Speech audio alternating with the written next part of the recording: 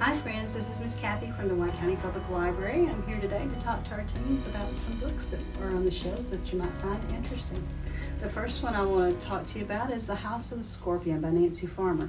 This book came out, I want to think, in 1998. I'd have to look to be sure. Let's see here. Yeah, well, you know Miss Kathy's getting old. She needs her glasses.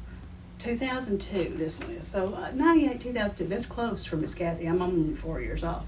But if you look at this one, you'll notice a lot of seals on this book. Anytime you see a book that has seals on the front of it, that means that somebody really thought it was worthwhile and really, really rewarded it with a lot of good awards. And usually those awards carry money.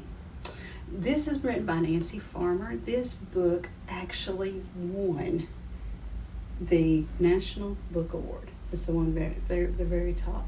The National Book Award is given for the best book written that year. Not for teens, not for children, the best book. This book is amazing. This is the story of a boy named Matt. Matt wakes up one morning, like every other morning, plays with the other children, but other people start shying away from him.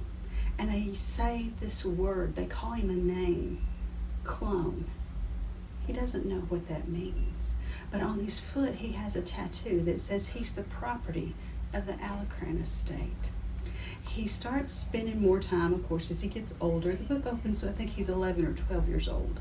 And as he starts aging, he starts learning a lot of things about the Alacrans, especially about Mr. Alacran, who happens to be the ruler of this estate where people are controlled by taking out portions of their brain and replacing them with electrical impulses. It is a futuristic, oh my goodness, how could they possibly do that story that you will love. You'll not be able to put it down. There is a follow-up to it as well. This is a very well-written book. It's amazing. If you like any kind of science fiction, technology, things like that, you will love this book. Again, it's called The House of the Scorpion by Nancy Farmer. Another one that might appeal to you, this is written by Joseph Bruchac, and it's called The Skeleton Man. Joseph Bruchac writes scary books. So if you grew up reading R.L. Stine and Goosebumps when you were in elementary school and you don't know where to go now, start looking at Bruchac. This one about the Skeleton Man is about a Sioux Indian tale of the Skeleton Man and how he comes at night. Well, of course, this involves a teenager, and it is a female protagonist in this place, and her name's Molly. She wakes up one morning and her parents have disappeared.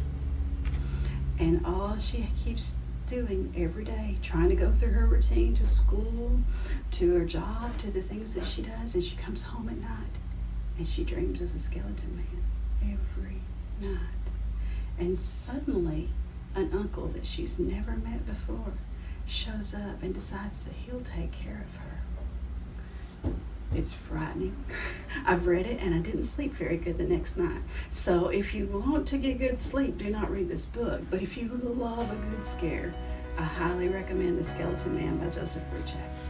Thanks so much. If you ever have any questions on what to read, talk to Miss Julie. She's our teen librarian.